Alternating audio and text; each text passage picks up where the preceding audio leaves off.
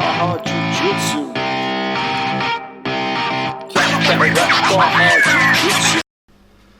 Okay guys, we're going to focus another position to break the closed guard and then use our sequence to pass and get to the side control.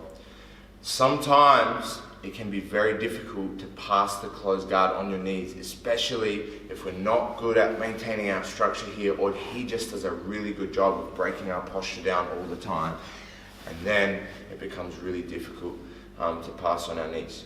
One other thing that we can do is start to stand up.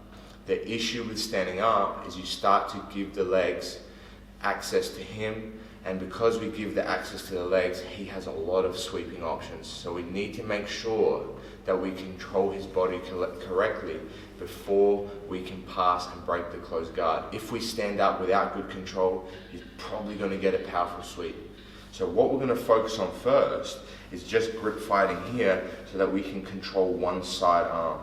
There's lots of different ways that you can focus on controlling the grip. In the no-gi, I would use a grip where I control with one hand underneath and one hand over the top. In the gi, it's easy enough to find a grip of his sleeve here like this, like a spider guard grip, and control his collars and his lapels in the middle here. Once I find the grip of one arm, it's going to be very hard for him to sweep and attack the leg that I step to that side. It's really important that we control one side before we start to stand. If we don't, we automatically allow a sweep, because as we stand, we put all our weight to the opposite side. So from here, I control that arm, and now I'm going to focus on standing up. That leg comes up first, and then second leg is going to come up. Remember, because now he has access to our legs, we can't stay in this situation for too long.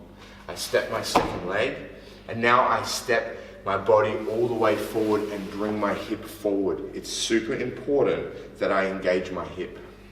If I leave a hinge and a bend in my hip, he's going to be able to hang on my hip as long as he wants. But when I bring my hip forward, I put pressure on his knees and his ankles in an uncomfortable, non-powerful position. And now that his legs aren't powerful in this situation, I'm going to start to press on the inside of his knee, breaking his guard. Once I break his guard, we're already in a similar situation to when we open the guard on our knees. So from here, I push my body back into this situation. I'm straight back to a dominating position of his hips where I can pass very quickly. I control his upper body, and now I'm going to use the same movement of windscreen wiping to pass his legs completely.